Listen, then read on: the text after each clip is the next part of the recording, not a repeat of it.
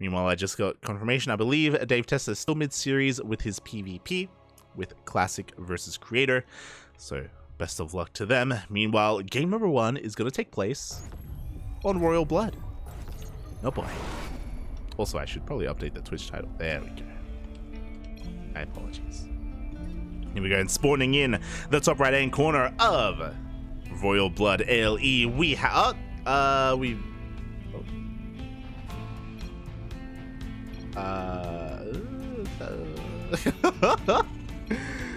we may have to remake. Are we redoing this? Dave has a series. He has a series. They can't see me. Dave Test is covering the PvP if I'm not mistaken, but I can't communicate with them. I don't have the power. Let's keep going. Because spawning in the top right hand corner of Royal Blood, we have the South Korean Terran player who is concerned and looking out for his boy representing Club NV. It is Cure. Look at that. He's concerned about the casters. Not a lot of players are concerned about casters. I'm gonna put this out there. Shout out to Cure. And spawning in the bottom left hand corner of Royal Blood, we have his opponents. We have the Canadian Zerg player representing Shopify Rebellion. It is Scarlett. Oh. Feels Cure, man. Yo, I'm not gonna name names. There are some players that just make the lobbies and just start the game.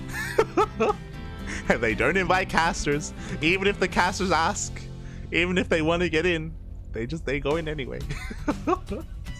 So shout out to Cure.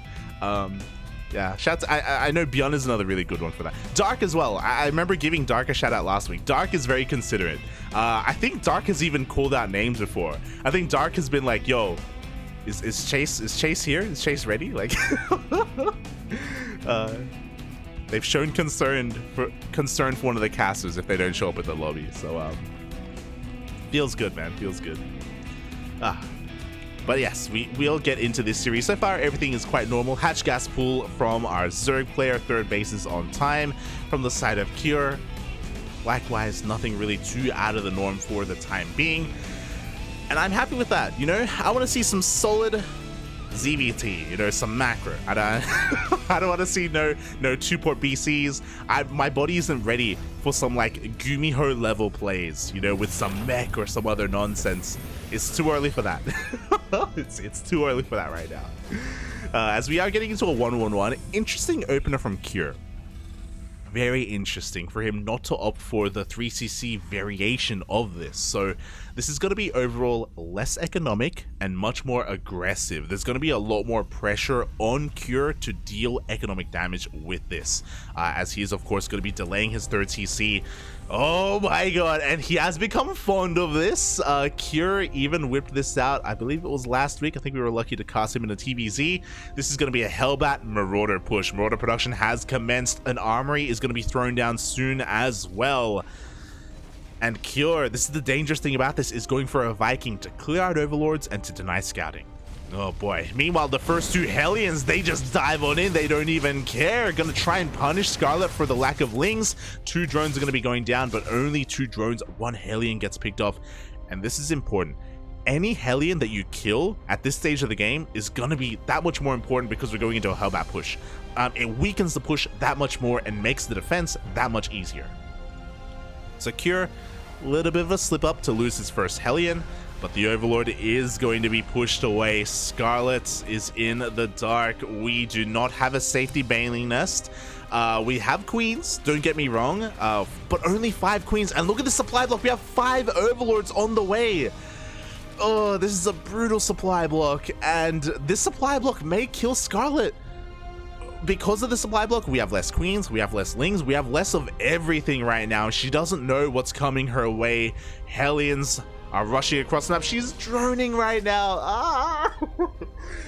Oh my god, we have 3 queens that are going to pop out in time, and this will mean that the queen count will go up to 8. But the queens are going to trickle in. Lings are finally on the way. Scarlett is finally aware of what is coming, and this is going to be a tight hold, if at all. Here we go. Cure is just diving straight into the natural base. He wants to get on top of these queens. The queens do not have enough energy for a transfuse. The Lings are going down. The Viking is going to land as well, and the queens are starting to fall. Oh my god, the Marauders are just chunk away at the queens, and there just isn't enough energy. We've been throwing down tumors. We've been throwing down injects as well. We don't have energy. And this may just be it as the 3rd queen gets targeted down. He's going for the 4th. He's going for the Mineral Line. And Lings right now will not be enough. We don't have a Baneling Nest at all. I do think a lot of it did come down to that supply block as well, as 6 drones have gone down. You know, not an amazing amount of drones, but this is getting out of control. Even a Liberator shows up. And the Liberator is going to be zoning away the army from this ramp. Cure going all the way into the main base as well. Marauder does get picked off, and the Liberator has taken a lot of hits. So Cure is losing a lot of the longevity with this push, but it may just be too much anyway. Oh my god. As the last remaining Lings go down, the queens as well, and now the natural base, the Mineral Line is completely exposed. Oh. And this is too much. GG gets called. Cure will take game number 1. The supply block. GG. Oh boy. A brutal way for the first game to go. I mean, Cure, his build was very crisp. It was a very crisp build overall, very well executed. The Viking killing the initial Overlord was definitely something that Scarlett was not prepared for and was not ready for.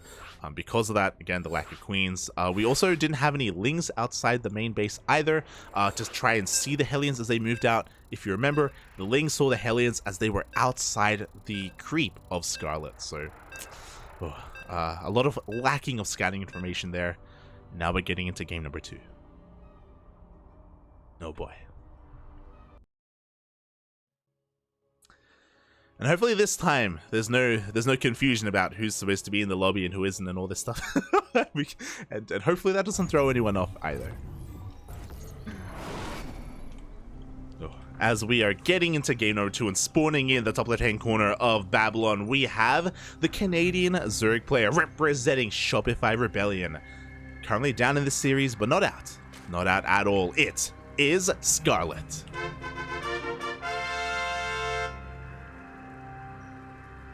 And spawning in the bottom right-hand corner of Babylon, we have her opponents. We have the South Korean Terran player representing his new team, Club NV.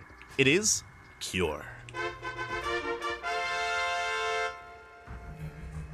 And Cure has been impressing a lot of us these past couple of weeks, ever since leaving DPG. Oh boy. And he's definitely showing us that his TVZ is definitely nothing to scoff at either, despite his really good results against Protoss players specifically. You know, he's just a solid player overall. What I will say is that we shouldn't be seeing another Hellbat push like we did in the previous game. It's typically something that you see once in a series. We don't want to be seeing it again. Would be unwise to do so. Scarlett is going for a hatch gas pool opener, as we would expect. Cure likewise will keep an eye on his build as well. If you remember, things started to look a little bit dire once we did notice that Cure did delay his 3rd CC and went for a 1-1-1 opener.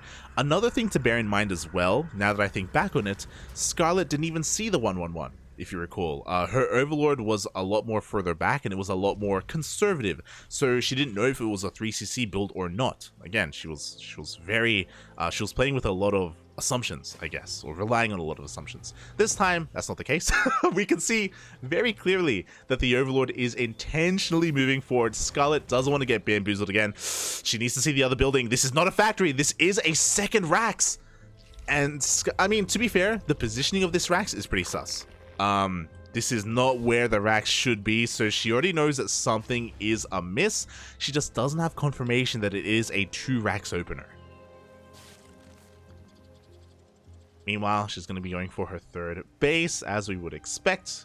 Nothing too out of the norm from our Zerg player. We're just droning as normal as usual. Meanwhile, Reaper production has commenced and we're going straight into Reactor as well. I'm curious if Cure is going to be working on maybe even a 3 racks timing, or if he's going to just continue Reaper production. Now there it is. There is that tech lab. Ay. This is brutal. Oh boy.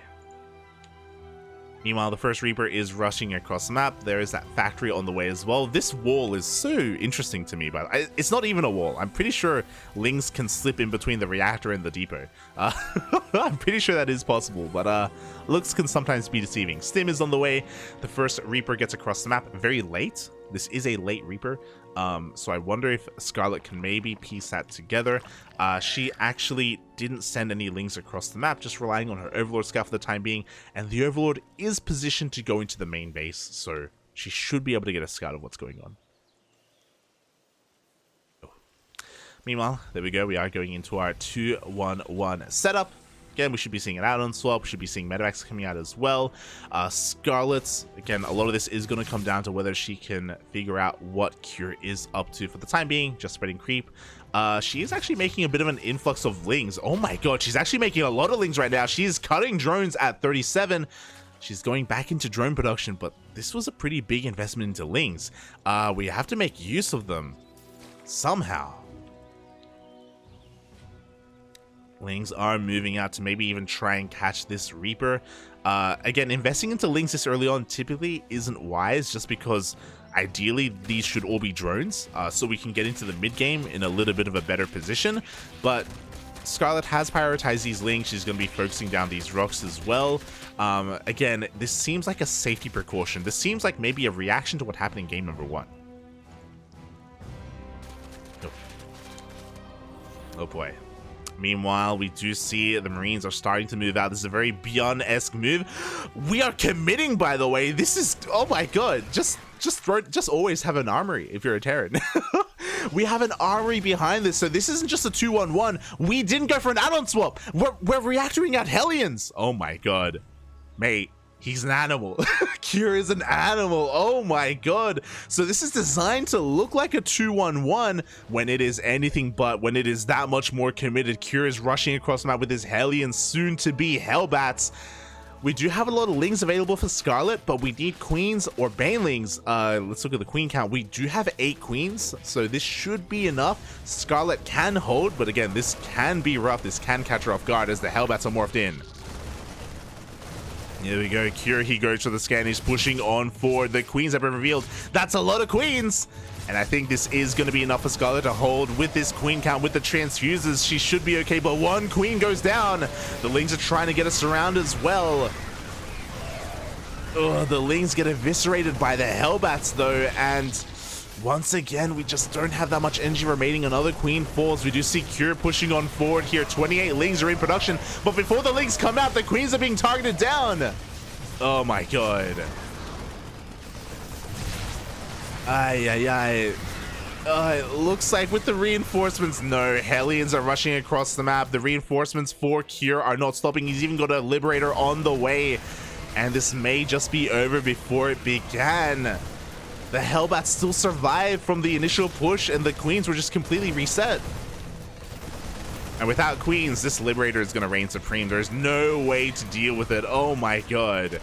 I'll be honest, I haven't really seen this variation of 2-on-1 before, where you don't go for the add-on swap, you keep making Hellions, and you go for an armory. Crazy. Oh my god, it's disgusting. We see Scarlett coming in, and what's important is that she hasn't lost too many workers, but she loses the hatchery. And again, because we don't have that many Queens, we can just pick up. There's no anti-air. Liberator sieges up in the main base. The drop heads towards the third base as well. Looks like the Liberator is going to be focused down by this Queen, but not before drones are going down. Finally, Cure is dealing economic damage. Ugh. And he's slowly running out of steam, but Scarlett is down to 48 workers. She's down to 3 bases. Her Queen count got reset. We only have 4 Queens, so all this creep that's being cleaned up isn't going to be, it's not going to be respread anytime soon. Ooh. And Cure just doesn't stop rallying. He knows he has an advantage right now. He knows he has momentum. And he knows Scarlett is struggling to hold on. Oh my god.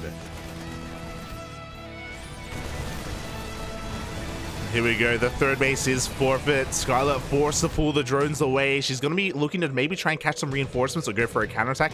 But I feel like this may be a little bit too little too late. There's nothing stopping Cure from pushing up into the main. Here we go. We have that counterattack. The wall was not a wall, and Scarlett is getting a decent surround on some of these units, but the Sim City is just a little bit too good. The Hellion volleys are too good as well. The Lings get completely roasted. And this push is not stopping Cure. With Stim, with Combat Shields, with Hellbats. The Medivacs are running out of energy copium. And Banelings are finally being morphed in as well. But despite the Baneling connections, it's not going to be enough, Bappy. The Lings trickle on in. Once again, we're getting on top of the Queens. Ooh. God. And that's the second time the natural hatchery has gone down. Scarlett knocked down to 2 hatcheries. Again, the drone count isn't the worst, but we're just heavily oversaturated. Like, we're not really mining efficiently at all. And Cure just has no chill. He's got a third base behind this, but like the pushes just never stop. He just keeps sending wave after wave of reinforcements here. And this is the last bastion of hope, the last mining base. The drones, there is no escape. There is no way out. Even from behind, the Marines come in. We have a decent amount of Banelings at this point, and the Queens are here as well, but even if this gets cleaned up, we just lost 19 drones. Oh.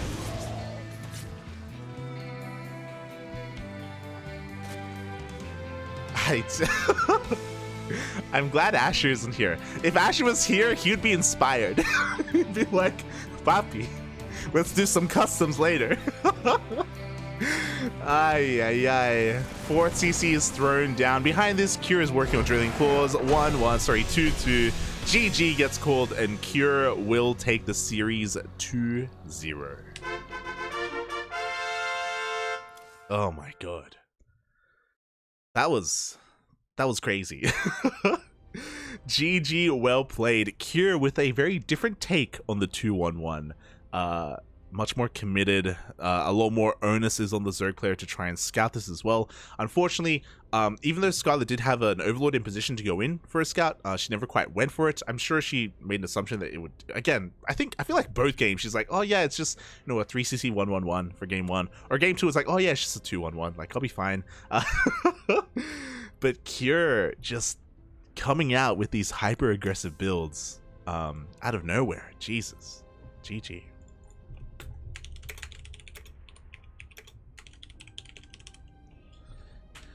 And Cure will be moving on in the brackets, and we already know who is going to be facing. As we quickly check the bracket as well, we can see here Cure is moving on to face Dark. Hold on.